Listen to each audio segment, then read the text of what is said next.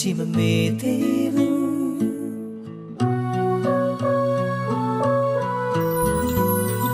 Shima me tuane mahoke busu Dago chilo lo ma pyora tu Go now so chotati me ye na mya le Yin te swe lai mo tu Don't leave you.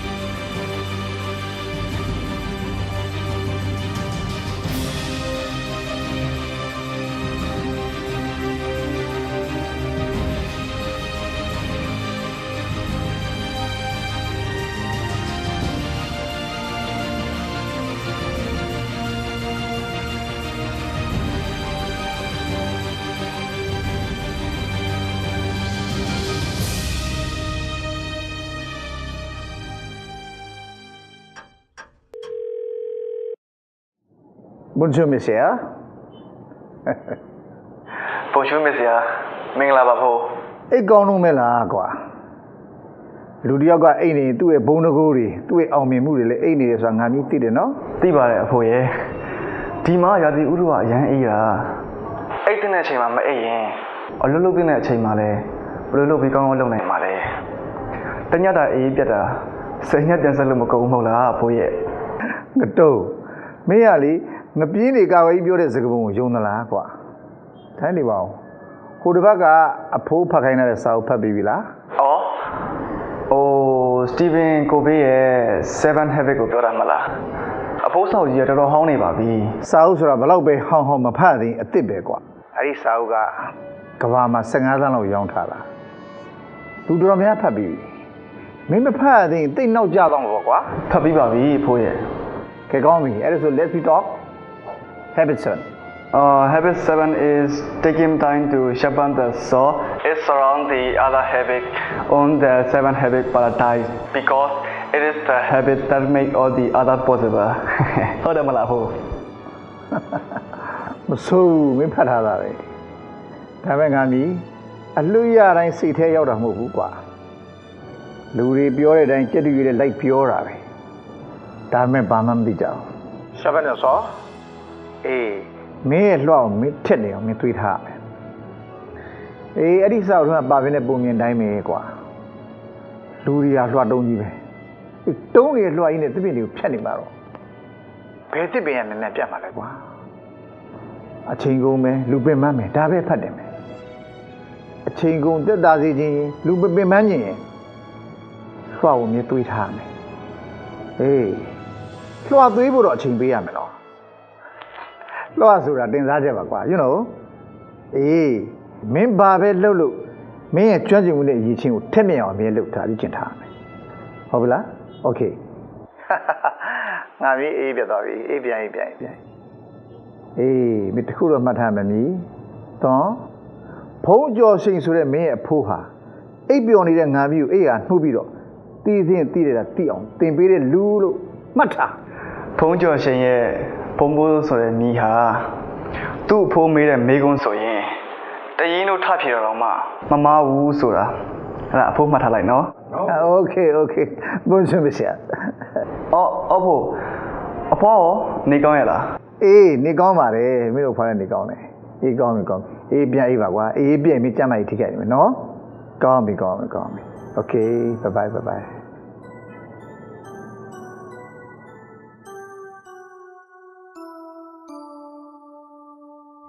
တဗေတတ္တာတတ္တဝါဟုနာနာလောကအနန္တတွင်မပြတ်စင်လာတတ္တဝါတ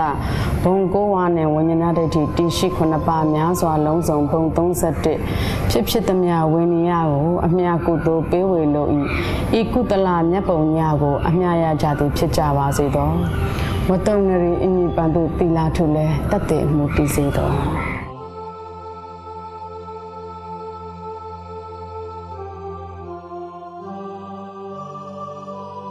ကုသိုလ်အမြယူတော်မူကြပါကုန်လောသာဓုကုသိုလ်အမြယူတော်မူကြပါကုန်လော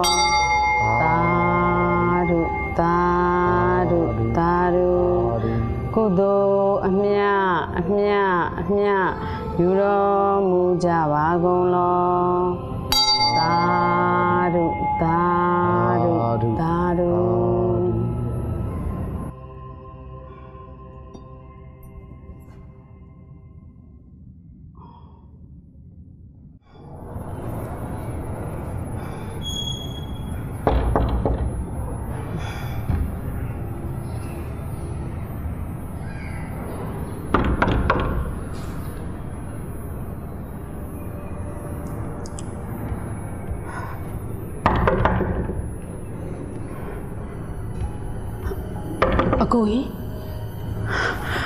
အကိုကြီးဘာဖြစ်နေလဲမသိဘူးတကားခောက်တာဘာမှပြန်မကြားရဘူးခုကြောင့်များလှုပ်ပါအောင်တခုခုဖြစ်နေပြီထင်တယ်ဆရာကြီးအန်ဆွဲထဲမှာလေတကားတော့ပေါ်နေရှိတယ်မြန်သားပြေးစမ်းမှာဖိုးကြောင့်များဟုတ်တယ်အကိုကြီး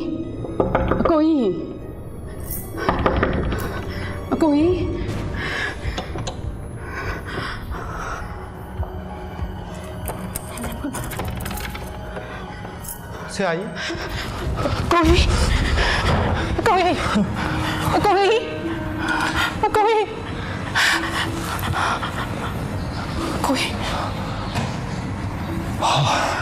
ဆရာတတိလက်နေတာပါ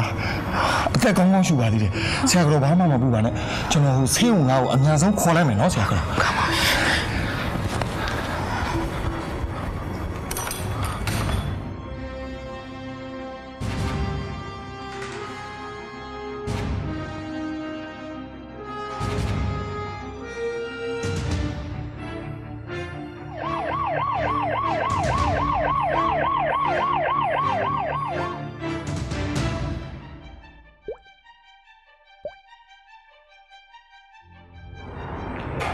ငါဥကောင်မကခိုင်းမိထားပုံရတယ်တွင်းနဲ့စိတ်ထွက်နေဒါကြောင့်အများဆုံးခွဲစိတ်ကုသမှုလိုအပ်ပါတယ်ဒီမှာရှင်ရဲ့ဆန္ဒနဲ့သဘောတူညီချက်လည်းလိုအပ်ပါခင်ဗျာဟုတ်ကျမတို့မိသားစုဟာဆရာဝန်ကြီးဦးသက်မင်းခိုင်နဲ့ရင်းနှီးပါတယ်ရှင်ဟုတ်ခွဲစိတ်ရမယ်ဆိုရင်လည်းဆရာနဲ့ပဲတိုင်ပင်ပြီးလုပ်ချင်ပါတယ်ဟုတ်ကျေးဇူးပြုပြီးဆရာဝန်ကြီးဦးသက်မင်းခိုင်ကိုဆက်သွယ်ပေးပါလားရှင်ဦးသက်မင်းခိုင်ကအာဆီယံစီအိုရှိတဲ့အတွက်မနေ့ကပဲစင်ကာပူထွက်သွားပါတယ်ဆရာဝန်တွေတော့အများကြီးရှိပါတယ်ခင်ဗျာဦးသက်မင်းခိုင်ကတောင်းတွဲပေးထားတဲ့သူ့ရဲ့လက်ထောက်တွေလည်းရှိပါတယ်ခင်ဗျာလူနာရဲ့မြေတားလို့ချေရတဲ့ညီလေးလည်းနိုင်ငံသားမှာရှိနေပါတယ်ကျမတို့အစွဲကြည့်တယ်လို့ပဲပြောချင်ပြောပါတော့ရှင်ဆရာဦးသက်မင်းခိုင်မှမရှိဘူးဆိုရင်လည်း ကျမတို့လူနာနိုင်ငံခြားအမြန်ဆုံးတည်သွားကြမှာလေအနည်းဆုံးနိုင်ငံပေါ့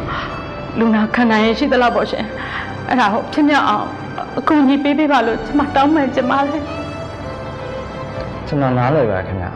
ဘန်ကောက်လောက်ဆိုရင်တော့အဆင်ပြေမှထင်ပါတယ် ဟုတ်ကဲ့ပါရှင်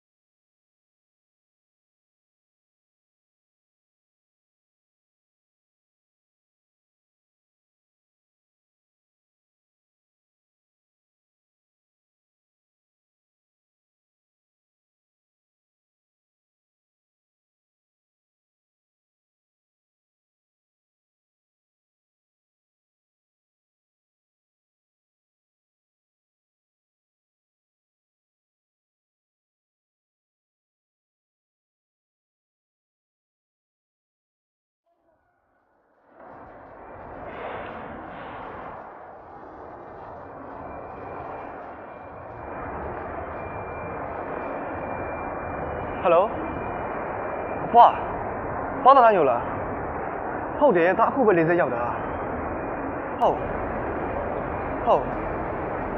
ဘွာအားငယ်နေနော်ငိုပါနဲ့ဘွာရဲ့ဘွာငိုတော့ဘွာလည်းကြိုက်မှာမဟုတ်ဘူးဟုတ်ခုသားလာနေပြီနော်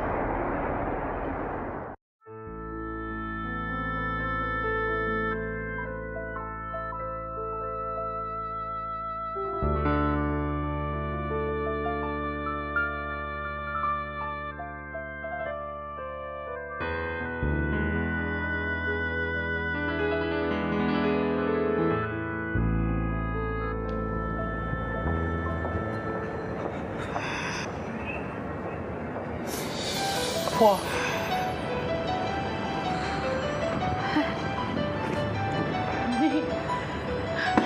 你嘞？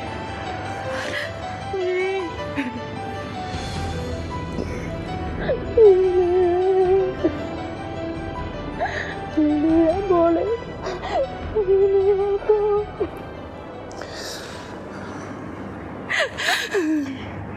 刚走没有人他吧，乖。 အစိုးဆုံးနဲ့ရင်းဆိုင်ကြော်လာကိုပြင်ဆင်ထားပါဒီစကားတွေကိုစိတ်ထဲမှာထည့်ပြီးကျင့်သုံးကြည့်အောင်လေကွာဒါမှအဖိုးစိတ်နဲ့ထပ်တူဖြစ်မှာပေါ့အဖေလည်းလေလောက်တတလာတော့စွမ်းကိုကြိုးစားထားပါလေ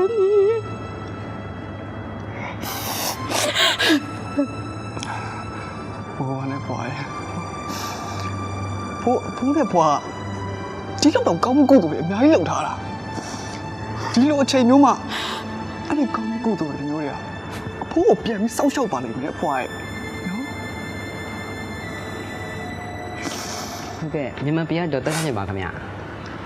ဟုတ်ကဲ့ခွဲသိဆရာဝကြီးကသူ့ရက်ခံကိုလာခဲ့ဖို့ပြပါလားခင်ဗျာရက်ခံကိုကြောင်းလိုက်ပို့ပါခင်ဗျာဟုတ်ကဲ့ပါ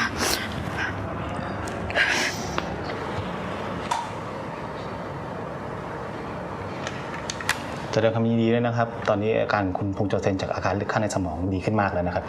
แกก็ทำมาตอนนี้ကျွန်တော်တို့ဥပုံးချက်တဲ့တင်ကိုကန်နိုင်ခဲ့ပါပြီ။ဥခေါင်းတန်ရာကသွေးစိတ်ထွင်နေတာကိုတော့ကျွန်တော်တို့ထိချွတ်နိုင်ခဲ့ပါပြီ။เซนที่จะฟื้นขึ้นมานี่มีสูงมากนะသူတတိယလာဖို့ရခိုင်နေကတော့အများကြီးရှိပါတယ်ခင်ဗျာ။ကျေးဇူးတင်ပါတယ်ဆရာကြီး။ဟုတ်ကဲ့ပါကကျမတို့လူနာကိုဘယ်တော့လောက်ကြည့်ခွင့်ရမလဲရှင်။เขาขอยืมคนไข้ได้เมื่อไหร่ครับตอนนี้คนไข้พักอยู่ห้อง ICU นะครับคุณดูนะ ICU แค่นั้นมาช่วยแม่เรื่องมาเลยครับถ้าอาการดีขึ้นเดี๋ยวเราจะให้เยี่ยมนะครับแต่อาจจะได้ไม่นานมากครับแล้วก็အားလုံးအဆင်ပြေသွားရင်တော့ကြည့်ခဲ့ပြပါခင်ဗျာအခုလူနာကသိမြတ်တယ်တော့အကြကြီးကြည့်ခဲ့မပေးနိုင်လားတောင်းပါပါခင်ဗျာ please I'm an only grandson, and so you can explain to me openly. The patient is 50-50.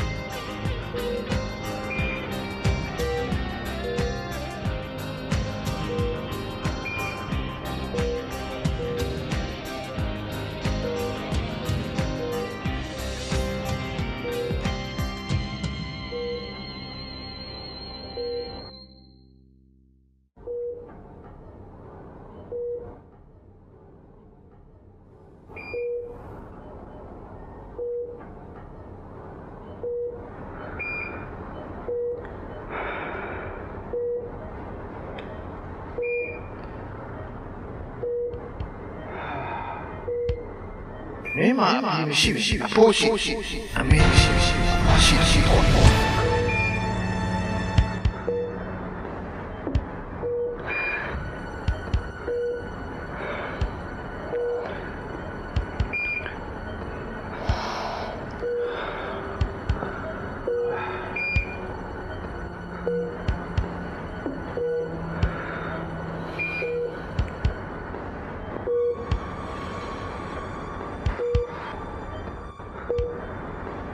ဖိုးမြန်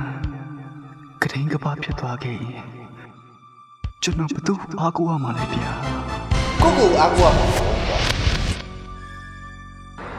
အဖိုးကဘယ်ချိန်ပဲဖြစ်ဖြစ်ဘယ်နေရာမှာပဲဖြစ်ဖြစ်တာနဘေးကအမြဲတမ်းရှိနေခဲ့တာပဲအဖိုးရဲ့စကားပြောတဲ့တော့လေဒါအမြဲတမ်းကြားနေရတယ်အဖိုးနဲ့တာစိတ်ချင်းအမြဲတမ်းဆက်သွယ်လို့ရနေတာပဲအဖိုးကတားရရှင်မထဲမှာအမြဲတမ်းအသက်ရှင်နေမှာပါအမြဲတမ်းအသက်ရှင်နေမှာပါဗျာအဖိုးရဲ့မေတ္တာတရားတွေကိုတားလေလိုရှူရှိုက်ပြီး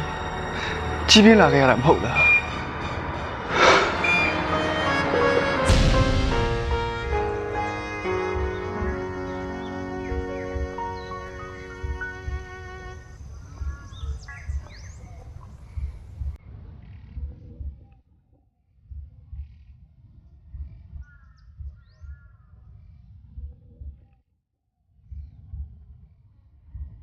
သားနဲ့သမီးတို့ရေဖေပြုသမျှကောင်းမှုကုသိုလ်ပေါင်းကိုမြတ်မကြားမရှိကြပါစေဖေကသားနဲ့သမီးကိုကျေးဇူးတင်လို့မြတ်လာဝေးတာပါအဖေဘဝရှင်ငင်းနဲ့တည်ရတာကြာပါပြီအထူးသဖြင့်တော့ဖေအသေးနှလုံးလေးပါသုံးလို့မရအောင်ကြေမွားပျက်စီးခဲ့တာကြာခဲ့ပါပြီဒါပေမဲ့ဒီမီးလေးဖုံးမိုးသွင်းအောင်အဖေဘဝကြီးပြန်လည်နိုးကြလာပြီရှင်သန်လာခဲ့ပြီမီးကိုချစ်တဲ့ချစ်ဟာ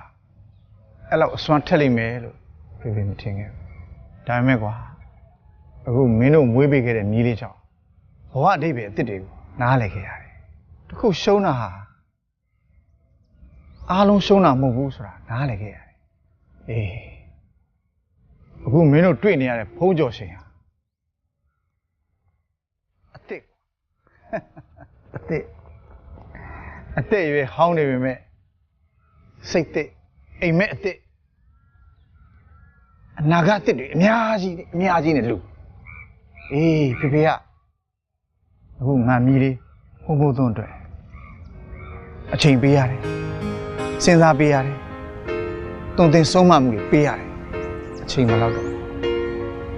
အဲ့တော့တကယ်ကျေးဇူးတင်တယ်ကွာမင်းတို့သွန်းကိုလက်ဆောင်ပေးတဲ့အတွက်ကောင်းရာသူကလေးမှာပျော်ရွှင်နိုင်ရပါစေပျော်ရွှင်နိုင်ရပါစေပျော်ရွှင်နိုင်ရပါစေညီသွန်းလာကို အဖေနဲ့မိကတိတ်ရှိကြတာပဲလားယင် အဲ့ဒီစကားကိုကိုဒီနေရာမှာမပြောချင်ဘူး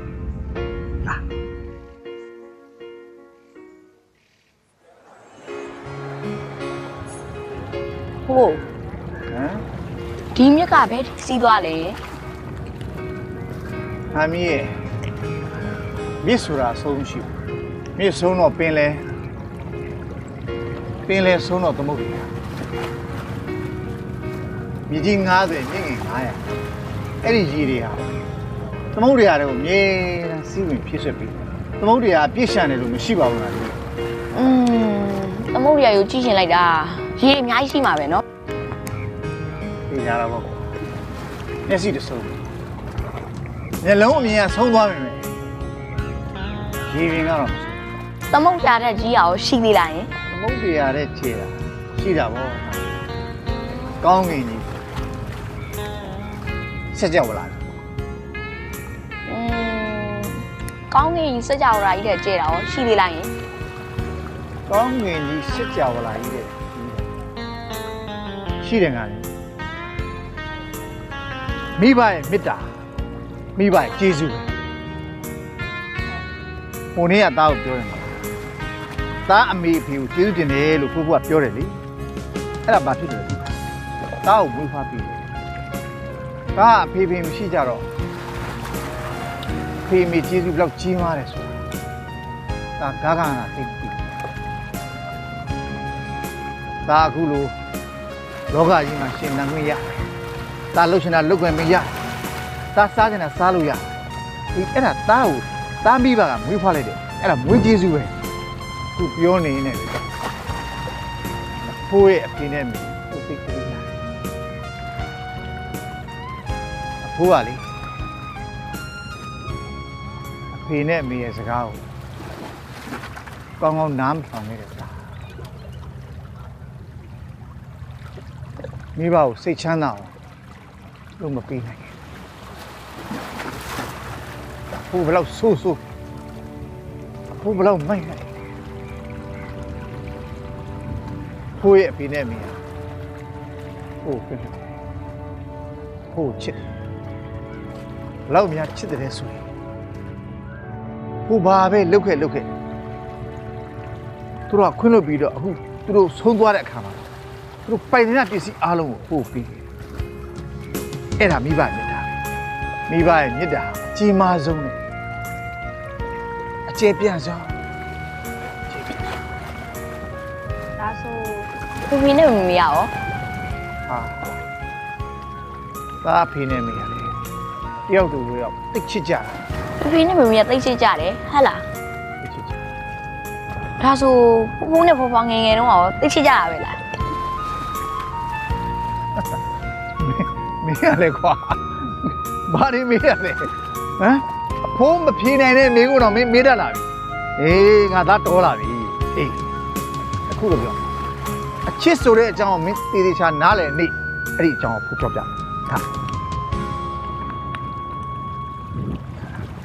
အဲ့ဒီကြားတယ်ငါသားအချစ်ဆိုတာကိုနားလည်တာနဲ့နေကြတယ်ဖိုးဖိုးကအဲ့ဒီအကြောင်းသေချာပြောပြတယ်ဟုတ် အဲ့ဒီအားကစားဆိုတာအားလို့ကစားတာပေါ့ကစားရင်လည်းအားကောင်းလာအောင်လို့အားဒီပူကောင်းတော့ပူတက်လာအောင်ကစားတာဟာမင်းအားနဲ့တယ်တော့ဘာဖြစ်လို့လဲတော့မကြည့်တွင်းတယ်ဟောလူထိုင်နေဟောလူတွင်းလိုက်တဲ့ပွဲနဲ့ဟောကတွေ့လားဒါပဲ like this တွေ့ရမလားဒီလားဟုတ်လားဟေးဟာဘယ်လူငါဟောလို့ ဟာဖိုးဘာပြောသွားလဲဖိုးတားတကယ်လောက်တာမဟုတ်ပါဘူးဖိုးရဲ့ဖိုးတားတကယ်လောက်တာမဟုတ်ပါဘူးဖိုးရဲ့ ဘာပဲလို့ကမင်းဟမ်ယောက်ျားဆိုတော့မဟုတ်ပါဘူးကွာခုကမင်းအားမရှိစီစမ်းကြည့်မင်းအားရှိသားပဲဟုတ်ပါလေအားစားဘောလုံးဘုံတော့ပြင်အားရှိရင်ရှိတာဟုတ်တယ်မင်းကတော့မင်းမတ်ကိုသွားတော့ဒါတနပြည့်တဲ့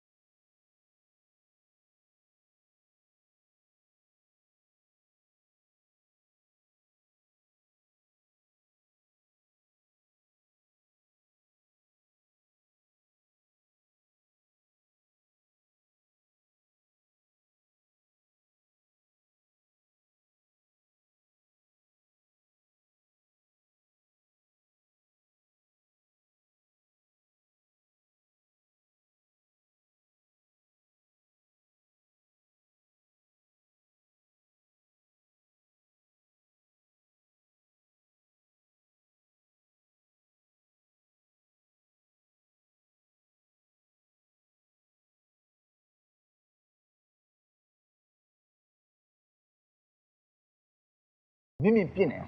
ပူကြိုးစားရတယ်ဒီမှာထားနော် ဟုတ်ကဲ့ဘူး အေးအရက်နှိမ့်နေဘောလုံးကိုမြင့်မြင့်ပြင့်နေအောင်ပူကြိုးစား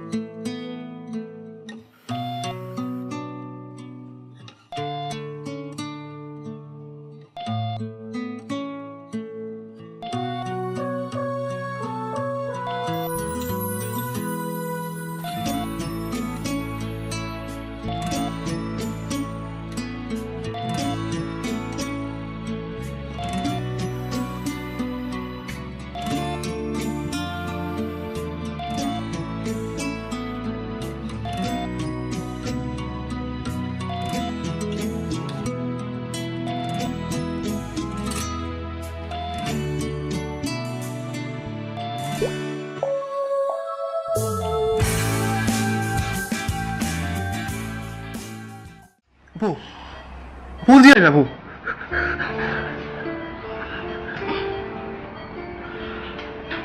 ဖောအဲ့နဲ့ဘော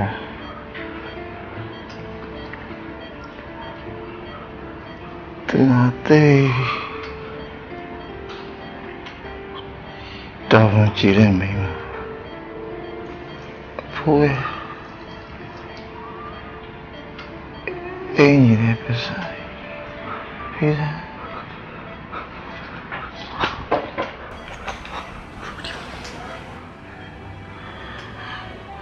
ဘော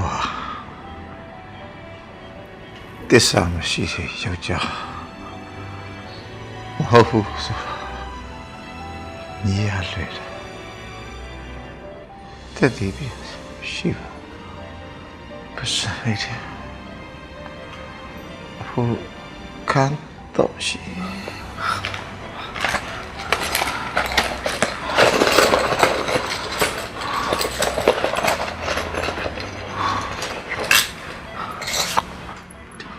ဟောတယ်အမြဲတမ်းပိတ်ထားတယ်အခါရှိတာတိပါတယ်အဖိုးပူမောနေပါဦးမယ်ဒီအခါကိုဖွင့်ငါမီးဘာလို့ရမလဲဆိုရတိမယ်မေဖွာဒီပါစီနေဖွာတူတိ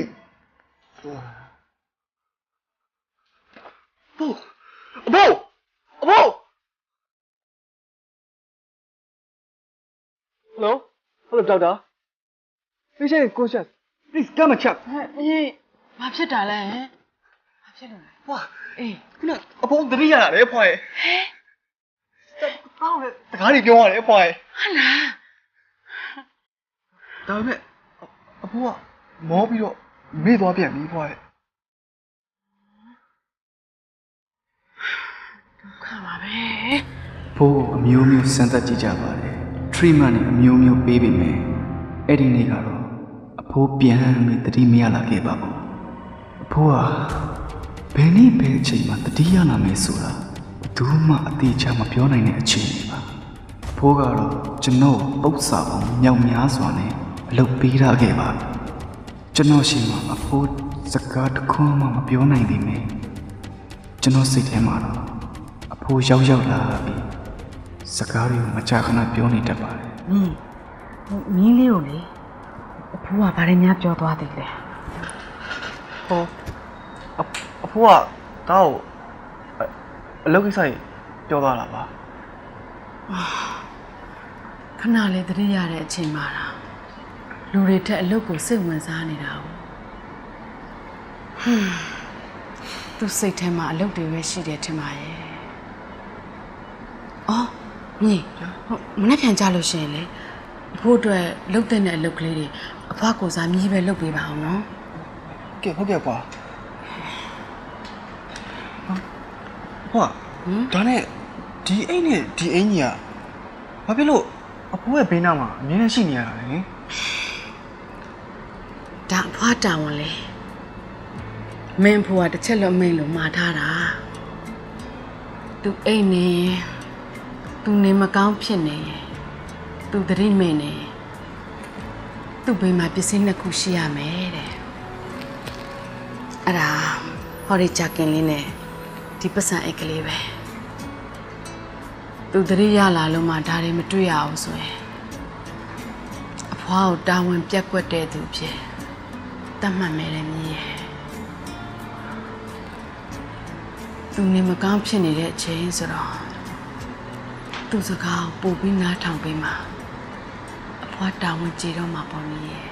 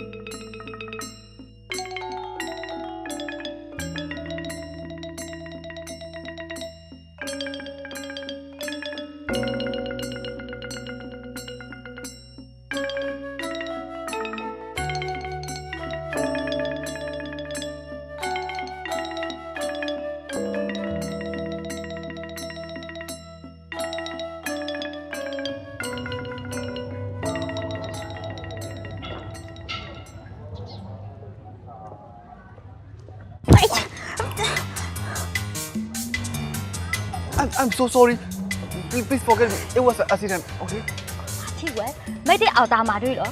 ไม่ทำมูลเลยมาทำอากูสอนปามากตีนะ Please wait here. I buy for you and new flower. Okay. Just wait here. Okay.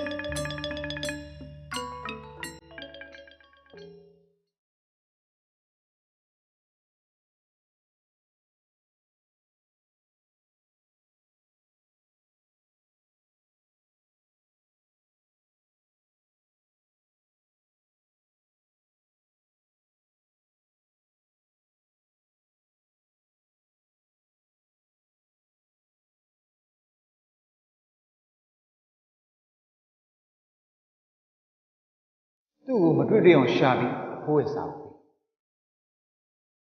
အဖိုးကတောင်းမှလည်းမပြောသူ့စီကခွင့်လွတ်ပါတယ်ဆိုတဲ့စကားကိုအဖိုးစောင့်နေဟုတ်အမိုးပြန်လာခဲ့ပါဘာဖြစ်တာလဲသတိထားလေဟဲ့ရေတစ်ခွက်မြန်မြန်ယူခဲ့စမ်းပါဟဲ့ဒီမေရေလေးတောက်လာ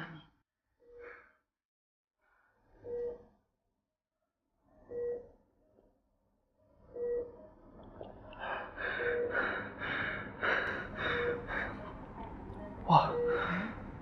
အိမ်မက်ထဲမှာအဖိုးနဲ့တွေ့တယ်အိမ်မက်ထဲမှာအဖိုးနဲ့တွေ့တယ်ဟုတ်အဖိုးကတော့ဘာပြောလို့လဲ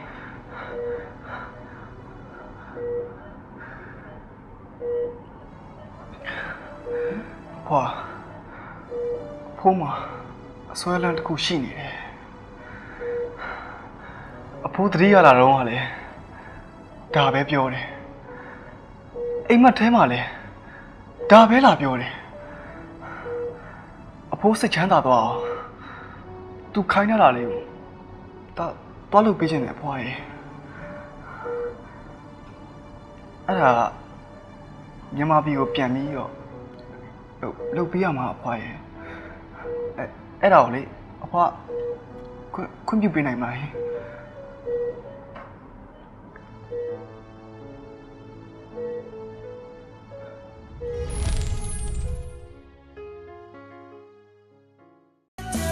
ဘိုးတော်ဘိုးတော်ကပြောသမျှအကုန်လုံးကျွန်တော်တယောက်ကလွဲပြီးတော့ဘယ်သူမှမသိစေအောင်ဆိုတာကျွန်တော်ဂရိဒီတည်ရင်းမှုကဒီပိတ်ထားတဲ့အခန်းကိုဖွင့်ပြီးသွားတယ်ဒီရက်တော့ကြတယ်ရောက်တဲ့စကားတွေပြောပြီးငယ်ချင်းကြားတတ်တယ်နည်းစပြီးပါလီမျိုးကြီးနိုင်ရင်မတော်အမြဲတမ်းတော်လာတိတ်ကြတာမင်းသိလားကျုပ်အထင်ပြောရတယ်ဆရာကြီးရဲ့ခေါင်းကိုတစ်ခုခုတိုက်မိထားတယ်ရှင်မမြေတော်တယ်မဟုတ်ခဲ့ပါရဲ့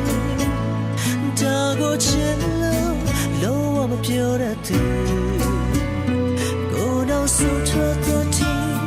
မေးရနာများလေထုံးသေးစေလိုက်မတူ